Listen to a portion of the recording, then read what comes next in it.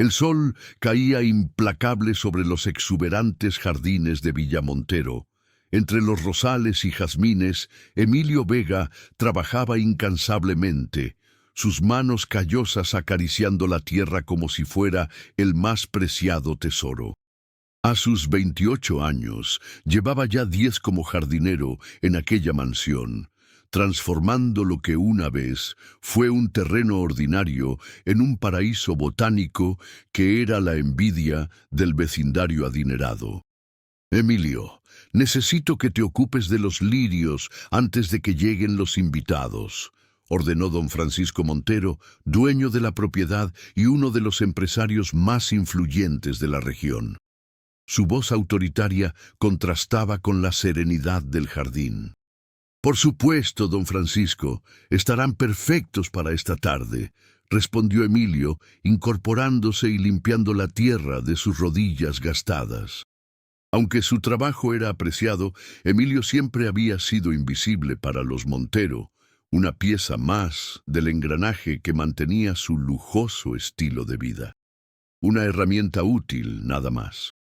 O al menos así había sido hasta 6 meses atrás, cuando Lucía Montero regresó de sus estudios en Europa. Lucía, la única hija de don Francisco, había partido como una adolescente tímida y regresado convertida en una mujer de 24 años, con opiniones propias y una pasión por la botánica que sorprendió a todos. Desde su llegada, el jardín se había convertido en su refugio, y Emilio, sin proponérselo, en su maestro. «Emilio, sabía que te encontraría aquí». La voz melodiosa de Lucía interrumpió sus pensamientos. Se acercaba por el sendero de piedra, su vestido veraniego ondeando con la brisa. «Quería mostrarte este libro sobre jardines sustentables que encontré. Tiene ideas fascinantes que podríamos implementar». Emilio sintió el familiar nudo en el estómago que aparecía cada vez que Lucía se acercaba. «Señorita Lucía, su padre acaba de pedirme que prepare los lirios para la fiesta. Quizás podríamos hablar más tarde». Lucía frunció el ceño. «La fiesta. Lo había olvidado», suspiró, sentándose en el borde de la fuente cercana. «Otro desfile de pretendientes potenciales elegidos por mi padre, como si fuera ganado en subasta». La amargura en su voz sorprendió a Emilio, quien se atrevió a mirarla directamente. «Su padre solo quiere lo mejor para usted». «Lo mejor según su definición», respondió ella, pasando distraídamente los dedos por el agua cristalina. «Un hombre de buena familia, con conexiones adecuadas y una cuenta bancaria impresionante. La felicidad es un detalle secundario». El silencio que siguió estaba cargado de palabras no dichas. Emilio sabía que debía mantener su distancia, recordar su lugar, pero algo en la vulnerabilidad de Lucía derribaba todas sus defensas. «Las flores más hermosas a veces crecen en los lugares más inesperados», dijo finalmente, señalando una pequeña flor silvestre que había brotado entre las piedras de la fuente. «La naturaleza no sigue nuestras reglas sobre qué pertenece dónde». Lucía levantó la mirada, sus ojos encontrándose con los de Emilio en un momento de perfecta comprensión. «Exactamente», susurró. «Exactamente». Durante las semanas siguientes, sus encuentros en el jardín se volvieron más frecuentes. Lo que comenzó como simples conversaciones sobre plantas y diseño paisajístico evolucionó hacia algo más profundo. Lucía le contaba sobre sus sueños de crear jardines terapéuticos, espacios verdes que pudieran sanar no solo el cuerpo, sino también el alma. Emilio compartía su conocimiento autodidacta, adquirido a través de años de trabajo y observación. «¿Nunca pensaste en estudiar formalmente?», preguntó Lucía una tarde mientras ayudaba a Emilio a trasplantar unas orquídeas. Emilio sonrió con tristeza. «Los sueños cuestan dinero, señorita Lucía, y eso es algo que siempre ha escaseado en mi familia. Podrías solicitar una beca con tu talento». «Mi madre está enferma interrumpió él suavemente. Necesita medicamentos, cuidados. Los pocos ahorros que consigo van para eso. Lucía guardó silencio, observando las manos de Emilio, fuertes pero increíblemente delicadas al manipular las raíces frágiles de las plantas. Manos que contaban una historia de sacrificio y resistencia. «Hay otras formas», dijo finalmente. «Podríamos buscarlas juntos». El juntos quedó flotando entre ellos, una semilla plantada que ambos sabían no debería germinar. La fiesta de compromiso de Eduardo Salvatierra y Carmen Beltrán, amigos cercanos de la familia Montero, fue el catalizador que lo cambió todo.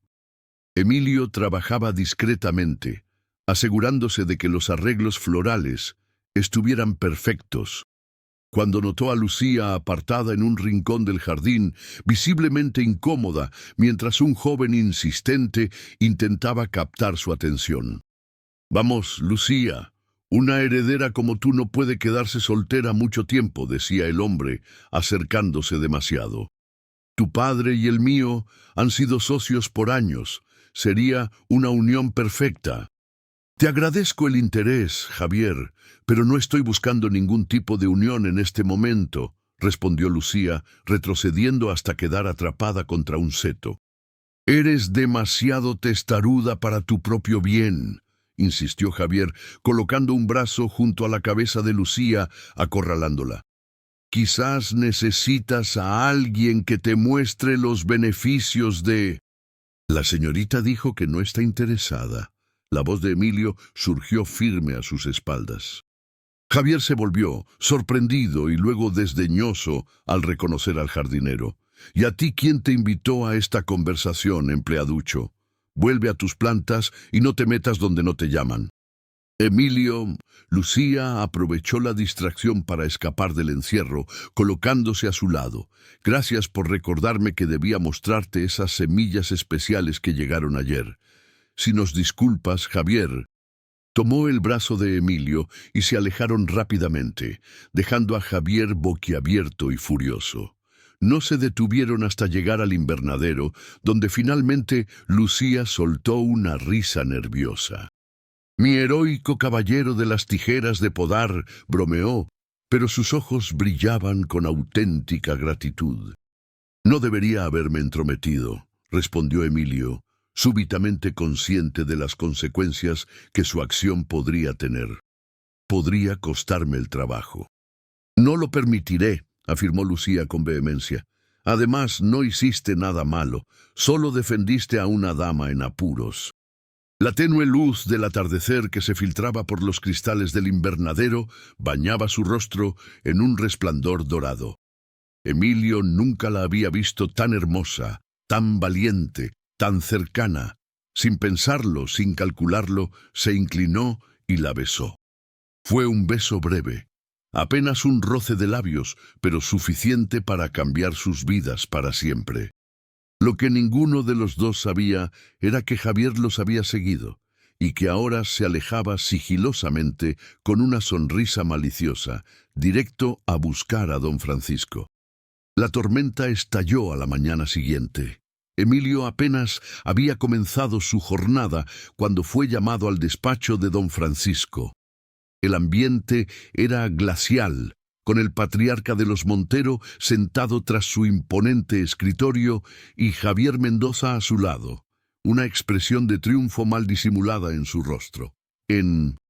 «¿Es cierto que te atreviste a besar a mi hija?», la pregunta cayó como un latigazo. Emilio sintió que el suelo se abría bajo sus pies. Podría mentir, negarlo todo, pero algo dentro de él se rebeló ante la idea. «Sí, señor», respondió, erguido y digno a pesar del miedo que lo corroía. Pero fue un acto de mutuo consentimiento. «¡Insolente!», rugió don Francisco, golpeando el escritorio con el puño. «¿Crees que mi hija, una Montero, podría fijarse en alguien como tú? La has confundido, aprovechándote de su bondad». «Con todo respeto, señor, su hija es una mujer adulta e inteligente, incapaz de ser confundida tan fácilmente». La defensa no hizo sino enfurecer más a don Francisco. Estás despedido, recoge tus cosas y no vuelvas a poner un pie en mi propiedad.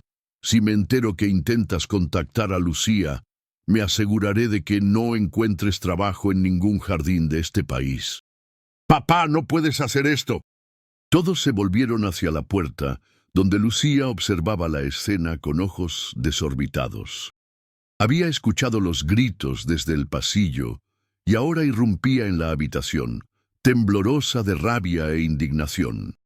«Esto no te concierne, hija. Vuelve a tu habitación», ordenó don Francisco. «¿Que no me concierne? Estás despidiendo a Emilio por algo que hicimos los dos. Si él se va, yo también me iré». «No digas tonterías. Estás confundida, manipulada por La mirada de desprecio que lanzó a Emilio completó la frase. «No estoy confundida. Por primera vez en mi vida veo todo con absoluta claridad», replicó Lucía, avanzando hasta colocarse junto a Emilio. «Te quiero, papá, pero no permitiré que destruyas mi felicidad por tus prejuicios». Don Francisco palideció. «Si sales por esa puerta con él, ya no serás mi hija, no habrá más dinero, no habrá más apellido Montero, no habrá más herencia». Un silencio espeso inundó la habitación. Emilio miró a Lucía, viendo el conflicto en sus ojos. «No tienes que hacer esto», murmuró. «No por mí». Lucía tomó su mano entrelazando sus dedos con los de él. «No lo hago solo por ti», respondió en voz baja. «Lo hago por mí». Se volvió hacia su padre, que los observaba con una mezcla de incredulidad y dolor. «Lo siento, papá. Te quiero, pero no puedo vivir la vida que has planeado para mí. Espero que algún día lo entiendas». Y así, tomados de la mano, Emilio y Lucía abandonaron Villamontero, dejando atrás la seguridad y el lujo, pero llevándose algo mucho más valioso: la libertad de elegir su propio camino. Los primeros meses fueron duros. Se instalaron en el pequeño apartamento que Emilio compartía con su madre, doña Carmen, una mujer sencilla y bondadosa que, tras la sorpresa inicial, acogió a Lucía como a la hija que nunca tuvo. El dinero escaseaba. Los ahorros de Emilio apenas alcanzaban para los medicamentos de doña Carmen, y los trabajos de jardinería que conseguía esporádicamente pagaban una miseria. Lucía, criada entre algodones, se enfrentaba a un mundo para el que no estaba preparada. Aprendía a cocinar, a limpiar, a estirar cada peso. Pero lo hacía con una determinación que sorprendía incluso a Emilio. Durante el día buscaba trabajo incansablemente y por las noches estudiaba para los exámenes que le permitirían completar su carrera de botánica, interrumpida cuando abandonó Villamontero. «A veces me pregunto si hiciste lo correcto», confesó Emilio una noche, mientras cenaban un modesto plato de sopa. «Tenías todo allá, y aquí...» «Aquí tengo lo único que realmente importa», le interrumpió Lucía, tomando su mano sobre la mesa. «Libertad para ser yo misma, y el amor de un hombre que me ve por quien soy, no por mi apellido o mi cuenta bancaria». Sus palabras alimentaban el alma de Emilio, pero no calmaban su creciente angustia. La salud de doña Carmen empeoraba, y los medicamentos más efectivos quedaban fuera de su alcance. Lucía había intentado contactar a su padre para pedirle ayuda, pero todas sus cartas habían sido devueltas sin abrir. La situación llegó a su punto crítico cuando doña Carmen sufrió una recaída que la dejó hospitalizada. Los médicos fueron claros. Necesitaba una intervención quirúrgica costosa y un tratamiento posterior que se extendería por meses. «Encontraremos una solución», insistía Lucía, mientras esperaban en la sala del hospital público, atestada y deprimente. «Podríamos solicitar un préstamo». «¿Con qué garantía?», respondió Emilio derrotado. «Nadie presta dinero a un jardinero sin patrimonio y su novia desheredada». Fue en ese momento de desesperación cuando Lucía recordó el concurso de diseño paisajístico que había visto anunciado semanas atrás. Patrocinado por una importante fundación ecológica, ofrecía un premio sustancioso al mejor proyecto de jardín urbano sostenible. El plazo de inscripción cierra en 3 días, explicó Lucía esa noche, mientras mostraba a Emilio el anuncio. Sé que es poco tiempo, pero con tus conocimientos prácticos y mis estudios teóricos podríamos crear algo único. Competiremos contra profesionales, estudios de arquitectura con años de experiencia, objetó Emilio, aunque una chispa de esperanza se encendía en sus ojos. Exactamente, ellos tienen experiencia, pero nosotros tenemos algo mejor, desesperación, respondió Lucía con una sonrisa desafiante. No tenemos nada que perder. Durante los siguientes 3 días, apenas durmieron. Transformaron la pequeña sala de estar en un estudio improvisado, cubriendo las paredes con bocetos, diagramas y listas de plantas autóctonas. Su propuesta era audaz. Un jardín vertical comunitario que no solo embellecería un barrio marginal, sino que proporcionaría alimentos frescos a sus habitantes y serviría como espacio educativo. A diferencia de otros proyectos más enfocados en la estética, el suyo abordaba problemas sociales reales, la inseguridad alimentaria, la falta de espacios verdes en zonas desfavorecidas, la educación ambiental. Cada detalle estaba pensado no solo para crear belleza, sino para mejorar vidas. La noche antes de la presentación, mientras revisaban los últimos detalles, Emilio confesó su temor. ¿Y si no es suficiente? ¿Y si mi falta de educación formal es demasiado evidente? Lucía tomó su rostro entre sus manos. Tu conocimiento no viene de libros de texto, sino de años trabajando con la tierra, observando cada planta, entendiendo sus necesidades. Eso no se aprende en una universidad, es un don. El día de la presentación, Emilio enfrentó al panel de jueces con una mezcla de nerviosismo y determinación. Vestía la única camisa formal que poseía, cuidadosamente planchada por Lucía. No tenía el vocabulario técnico de los otros concursantes, pero cuando hablaba de su proyecto, lo hacía con una pasión y autenticidad que captó la atención de todos. Este no es solo un jardín, concluyó después de explicar cada aspecto del diseño. Es una declaración de que la belleza y la abundancia no deberían ser privilegios reservados para unos pocos. La naturaleza no discrimina, y nuestros espacios verdes tampoco deberían hacerlo. Las semanas de espera fueron eternas. Doña Carmen permanecía hospitalizada, su estado fluctuando entre mejorías momentáneas y recaídas preocupantes. Las deudas se acumulaban y el dueño del apartamento amenazaba con desalojarlos si no pagaban los 3 meses de alquiler atrasado.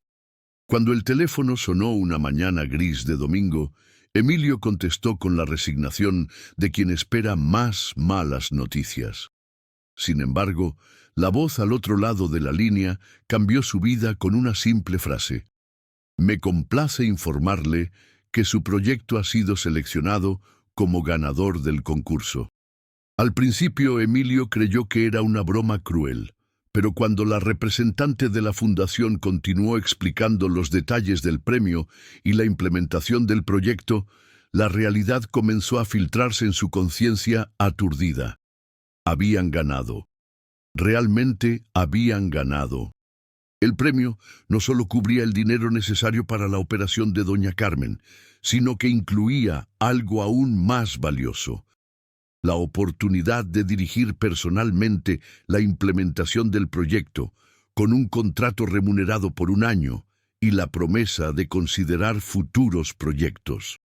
«Esto cambia todo, ¿verdad?», preguntó Lucía esa noche, mientras celebraban modestamente con una botella de sidra barata. «Todo», asintió Emilio, aún procesando la magnitud de lo ocurrido. «Pero ¿sabes qué no cambia? Lo que siento por ti, lo que hemos construido juntos contra todo pronóstico». El éxito del jardín vertical comunitario superó todas las expectativas. No solo transformó físicamente el barrio donde se implementó, sino que se convirtió en un modelo estudiado y replicado en otras ciudades. La prensa especializada elogió su enfoque innovador, y pronto Emilio y Lucía comenzaron a recibir ofertas para diseñar proyectos similares. Con el dinero del premio y los nuevos contratos, pudieron trasladar a doña Carmen a una clínica privada donde recibió el tratamiento que necesitaba. También alquilaron un apartamento más amplio y cómodo, y Emilio finalmente pudo completar sus estudios de paisajismo, graduándose con honores gracias a su experiencia práctica. 2 años después de abandonar Villamontero, Emilio y Lucía fundaron Raíces, un estudio de diseño paisajístico especializado en proyectos sostenibles y de impacto social. Su reputación crecía día a día, atrayendo clientes tanto públicos como privados, desde municipalidades hasta corporaciones interesadas en mejorar su imagen ambiental. Fue entonces, en el momento de mayor éxito profesional, cuando recibieron una noticia inesperada. Villamontero estaba a la venta. Don Francisco, afectado por problemas cardíacos y financieros, se veía obligado a deshacerse de la propiedad que había sido el orgullo de su familia durante generaciones. «Podríamos comprarla», sugirió Emilio una noche, observando a Lucía que permanecía en silencio, después de leer la noticia en el periódico. «Tenemos los fondos necesarios ahora». «¿Para qué?», preguntó ella, sorprendida. «¿Para vengarnos? ¿Para demostrarle algo a mi padre?». Emilio negó con la cabeza. «Para transformarla en algo útil. Piénsalo. Esos jardines que tanto amamos podrían convertirse en un centro de investigación y educación ambiental, un lugar donde niños de todas las clases sociales pudieran aprender sobre la naturaleza, donde pudiéramos desarrollar proyectos de jardinería terapéutica como los que siempre soñaste». Lucía lo miró, maravillada ante la grandeza de su visión. No había rastro de resentimiento o deseo de revancha, solo el genuino anhelo de crear algo hermoso y significativo. «Eres un hombre extraordinario, Emilio Vega», dijo besándolo suavemente, «y por eso te amo tanto». La subasta de Villamontero atrajo a numerosos inversores interesados en la propiedad. Emilio y Lucía asistieron discretamente, sentados en la última fila. Cuando llegó el momento de presentar su oferta, lo hicieron a través de un representante legal, manteniendo su identidad en secreto.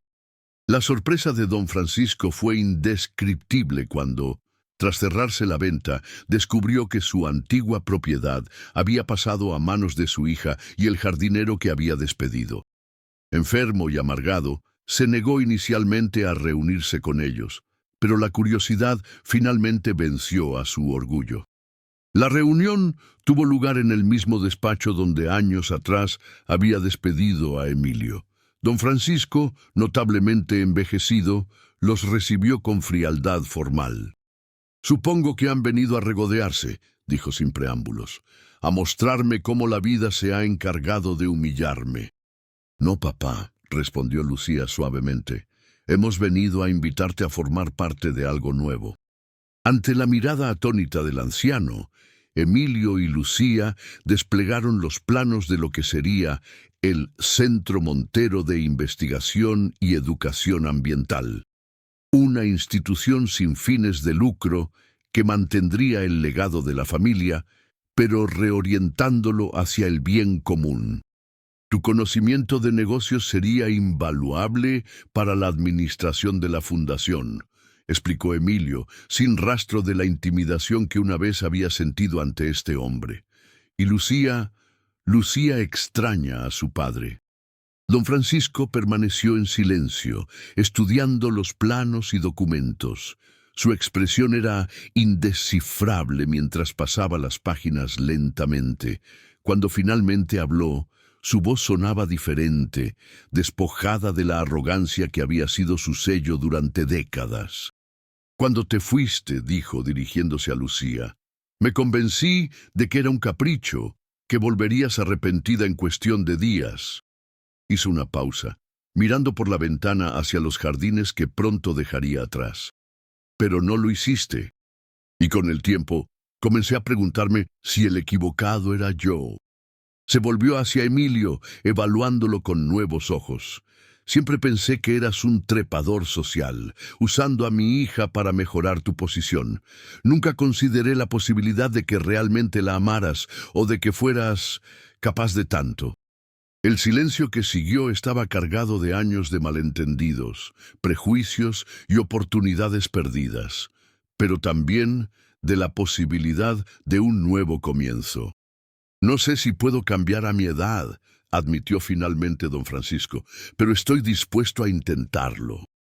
Un año después, el Centro Montero abrió sus puertas al público. Los antiguos jardines privados, ahora expandidos y rediseñados, acogían a visitantes de todas las edades y condiciones sociales. El invernadero se había convertido en un espacio educativo donde estudiantes de escuelas públicas aprendían sobre botánica y medio ambiente. Una sección especial estaba dedicada a la jardinería terapéutica, donde personas con problemas físicos o emocionales encontraban sanación entre las plantas. En el centro del jardín principal, donde una vez Emilio y Lucía se habían besado por primera vez, se erguía ahora un roble joven, pero vigoroso. Había sido plantado el día de su boda. Una ceremonia sencilla celebrada entre las flores que ambos tanto amaban. Bajo la sombra de ese árbol, en una tarde tranquila de primavera, Emilio contemplaba el resultado de años de trabajo y dedicación. A lo lejos, podía ver a Lucía guiando a un grupo de niños a través del laberinto de arbustos, su entusiasmo contagioso mientras explicaba los nombres y propiedades de cada planta. Cerca de ella, en una silla de ruedas, pero con el rostro sereno, don Francisco observaba la escena con una sonrisa que hubiera sido impensable en el hombre que una vez fue. Junto a Emilio, doña Carmen, recuperada y feliz, tejía tranquilamente. «¿Quién lo hubiera dicho?», comentó, siguiendo la mirada de su hijo. «El jardinero que se convirtió en dueño del jardín». Emilio sonrió, pensativo. «No, mamá, nadie es realmente dueño de un jardín. Somos simplemente sus custodios por un tiempo. Lo importante es lo que hacemos durante nuestro turno de vigilancia». Y mientras el sol comenzaba a descender, bañando el jardín en una luz dorada, Emilio comprendió que su viaje no había sido realmente sobre poseer tierras o ganar reconocimiento. Había sido sobre encontrar su lugar en el mundo, sobre transformar la adversidad en oportunidad, sobre crear belleza donde antes solo había limitaciones. El jardinero despedido había regresado, sí, pero lo había hecho no para reclamar posesiones, sino para compartir un don. Y en ese acto de generosidad había encontrado la verdadera riqueza que ningún título de propiedad podría jamás conferir. La satisfacción de ver crecer lo que se planta con amor, paciencia y propósito.